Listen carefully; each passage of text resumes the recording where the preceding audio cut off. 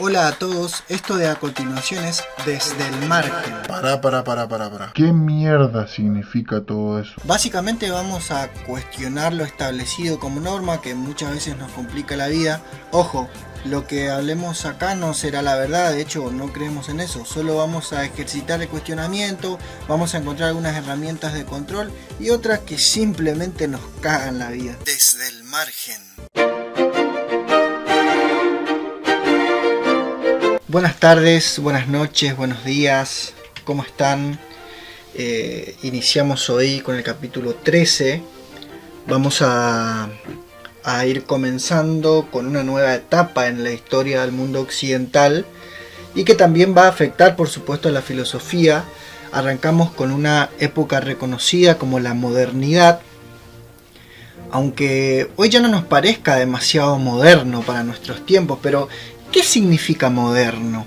Si buscamos la definición de la palabra moderno, vamos a encontrarnos con algo así como pertenece a lo actual. Pero si analizamos esta definición, vendría a ser lo actual siempre está relacionándose a lo viejo.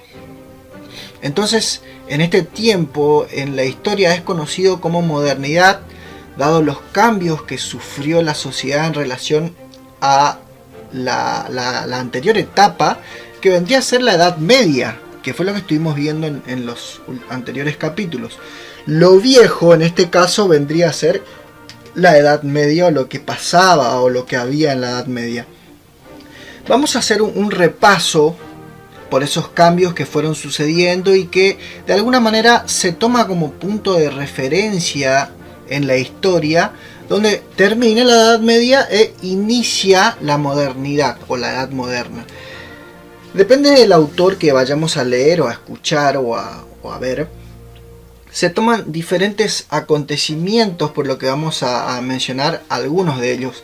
Como siempre aclaro, hay muchos que van a quedar afuera porque en esta etapa se produjeron muchos cambios realmente, por eso es que se van a ir dando cuenta en lo que va de este capítulo y lo que viene de cómo fue de drástico ese cambio en la sociedad y que de alguna manera nos afectó a nosotros también.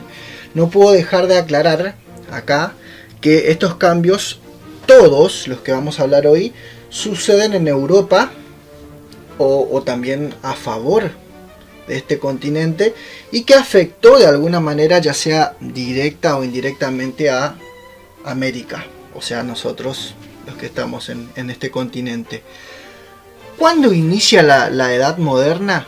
Iniciaría en el año 1492, no en ese año precisamente, sino alrededor de esos años, ya vamos a ir viendo, con el descubrimiento de América. Bueno, descubrimiento, vamos a llamarle conquista o usurpación, mejor, que es más aproximado a lo que realmente fue. Pero yo no voy a despreciar a los españoles que vinieron en aquellos tiempos, ya que si no lo hubieran hecho, yo y muchos de ustedes no estaríamos acá, porque para los que dicen que los españoles nos robaron, no.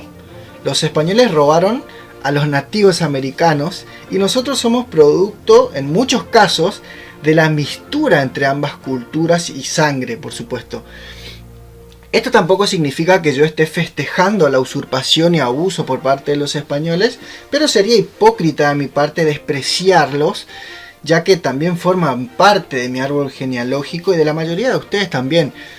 Pero claro está que cada quien es libre de pensar y sentir lo que sea por quien sea y por el acontecimiento que sea, ¿no es cierto? Tampoco quiere decir que siempre digo yo no tengo la verdad, ¿no es cierto? Simplemente es mi punto de vista, pero bueno, no quiero desviarme del tema. Este acontecimiento provoca o desencadena un enorme cambio en la manera de vivir y de pensar de las personas de la época. Imagínense que no solo acaban de comprobar que el mundo era redondo, sino que se halla un continente desconocido, más allá de que ya hayan habido gentes del antiguo continente que llegó antes que Colón. Pero bueno, este acontecimiento fue tomado como punto de referencia, no nos vamos a poner a cambiar eso ahora, y también hay que aclarar que no es que Colón pensaba que el planeta era redondo, sino que había un grupo de personas que ya pensaban esto. Pero no importa, no es el tema en cuestión hoy. El tema es que antes de este acontecimiento hubo otro que también venía produciendo cambios significativos, que vendría a ser el Renacimiento, ¿sí? Es un movimiento artístico donde lo que cambia es el punto principal que tendrían en la Edad Media, que sería el tema religioso y teocentrista, y que pasa a retomar o a renacer el arte que había en la antigua Roma o la Grecia antigua también. De ahí el nombre Renacimiento, porque el arte renace en esta época. Acá, por ejemplo, una de las cosas que vuelve al arte, que estas cosas estuvieron ausentadas por más de 15.000 años, cerca de 15.000 años mejor dicho, que son por ejemplo los desnudos, ¿no es cierto? Bien, este acontecimiento tiene que ver con el arte y también produce un cambio significativo. Se producen otros cambios como por ejemplo el humanismo, la ilustración, donde se llevan a cabo grandes descubrimientos físicos, astronómicos, matemáticos y en nuevas ciencias, más precisamente. Descubrimientos que al aplicarse, o mejor dicho, que se van aplicando y que posteriormente pasa a beneficiar al sector productivo y da lugar a la primera revolución industrial. Pero bien, el principal cambio o impacto que tiene que ver con el humanismo y la ilustración tiene que ver con el paso del teocentrismo al antropocentrismo. ¿Qué quiere decir esto? El teocentrismo es donde Dios es el foco de atención. Entonces, en este cambio es donde Dios deja de estar en ese foco de atención del hombre y pasa a estar como centro de atención el hombre mismo, o más bien la razón. Eso sería el antropocentrismo, que si lo analizamos y sin dañar sensibilidades, o al menos sin intención de eso, acá pasa algo muy parecido a lo que sucede en la época de Tales, ¿no es cierto? ¿Se acuerdan de Tales de Mileto? Cuando hablamos, no me acuerdo si fue el primero o el segundo capítulo, donde se pasa del mito al logos. Acá deja de ser Dios el centro de todo para pasar a ser el pensamiento racional o algo parecido. Hubieron muchos otros acontecimientos históricos que marcan este cambio, pero uno que no quiero dejar pasar es la Reforma Protestante de Martín Lutero, donde hace fuertes críticas a la Iglesia Católica y principalmente hace la traducción de la Biblia, ya que antes de eso la Biblia y también las celebraciones, o sea las misas, eran en latín. O sea que muchos de ustedes pueden comprender lo que el sacerdote está diciendo y lo que la Biblia dice gracias a este protestante que en muchos casos, o al menos en la zona en donde yo vivo, es criticado fuertemente por los cristianos católicos y dogmáticos religiosos, sin descartar que los protestantes no dejan de ser dogmáticos religiosos. Bien, también se produce en este aspecto un cisma en la Iglesia Católica por parte del rey Enrique VIII, creando la Iglesia Anglicana luego de que la Iglesia Católica no le dejara divorciarse de Catalina de Aragón. En fin, la política y sus potestades. Con estas aclaraciones que hago, no las hago porque quiera atacar al cristianismo o al catolicismo, mejor dicho, sino que aclaro porque tiene que ver con el cambio que se produce en relación a la Edad Media, que era donde la Iglesia Católica era como la dueña de la verdad o la dueña de la razón, y por eso la filosofía de esa etapa estaba centrada en el teocentrismo justamente y la religión. Bien, volvamos al tema que nos tiene acá y que nos importa que nos importa más a los que escuchan el programa y a mí particularmente, que es la filosofía. En esta etapa de la historia, la batalla entre la fe y la razón la gana la razón, en esta etapa de la historia. Y el hombre comienza a considerarse como un ser autónomo, y como dijimos anteriormente, deja de lado el teocentrismo para pasar al antropocentrismo, que sería el hombre como centro de atención del pensamiento.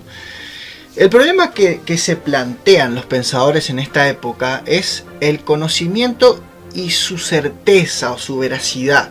Es decir, que preguntas que serían como: ¿qué es lo que conocemos? ¿Es real lo que conocemos? ¿Hay algo más? ¿Cuál es la verdad? Porque acuérdense que en la antigua edad, o la edad media, la anterior, la verdad era la que te decían en la iglesia, ¿no es cierto? Era lo único que se hablaba y no se hablaba de otra cosa. Acá se plantea otra cosa. ¿Y cuál es la verdad entonces? A partir de esto van a derivarse en diferentes teorías del conocimiento y se van a desembocar varias corrientes filosóficas, como por ejemplo el racionalismo, que nos viene a decir que todo lo que conocemos es gracias a la razón. O sea, conocemos lo que conocemos porque razonamos. En esta corriente tenemos como representantes principales a Descartes, Spinoza y Leibniz, ¿sí? Por otra parte, si lo quieren googlear, Descartes se escribe Descartes, ¿sí? Spinoza se escribe empezando con S, Spinoza con Z, Spinoza, y Leibniz es L-E-I-B-N-I-Z, Leibniz. Por otra parte tenemos a la corriente empirista o el empirismo, que resaltan el papel que juegan los sentidos en el momento de conocer lo que sea que conozcamos, y dicen que conocemos únicamente por medio de las experiencias. Es lo que dicen los empiristas. Creo que ya habíamos hablado de algo como empíricamente, o los empiristas, o cosas así en otros capítulos. Pero bueno, acá es donde nace la filosofía empirista. Acá tenemos como principales pensadores a Hobbes, que se escribe H-O-B-B larga, dos veces, E-S. Tenemos a Locke, que es L-O-C-K-E, y a Hume, que es H-U-M-E. Y por último tenemos al idealismo, que no es Platón obviamente, porque esto pasó muchísimos años después, y que tampoco es el idealismo de Platón, sino uno potenciado, uno evolucionado. Sería algo así como el idealismo platónico con esteroides, algo así, donde los pensadores más importantes serían Kant, K-A-N-T, y Hegel, H-E-G-E-L. Lo que nos queda claro con esto que vimos hoy, o lo que debería quedarles claro, sería que en esta etapa, y gracias a la filosofía moderna, tenemos o vamos a tener a un nuevo mundo, un diferente modo de ver al mundo, diferente modo de pensar y de ser, fundamentalmente un nuevo hombre, que, como dijimos, inicia con diferentes tipos de ciencias nuevas, como la astronomía y demás. Tengan en cuenta que esta es la época en que aparece Copérnico, por ejemplo. Su obra, que exponía la revolucionaria teoría de que la Tierra no era el centro del universo como se creía antes, nos presenta su teoría heliocéntrica, donde nos dice que la Tierra y los planetas se mueven alrededor del Sol, que está relativamente estacionado, y que está en el centro del universo. Históricamente el heliocentrismo se oponía al geocentrismo, que, como dijimos, colocaba a la Tierra en el centro del universo. Bien, este fue el capítulo donde abrimos la edad moderna y la filosofía moderna. En los próximos capítulos vamos a estar retomando o profundizando algunos de los pensadores que estuvimos mencionando. Vamos a ver si podemos profundizar a todos los que mencionamos. Particularmente en el capítulo que viene vamos a estar viendo a este fantástico pensador que corresponde a la corriente del racionalismo. Vamos a ver al que fue reconocido como el héroe del pensamiento moderno, que fue René Descartes. Buenas tardes.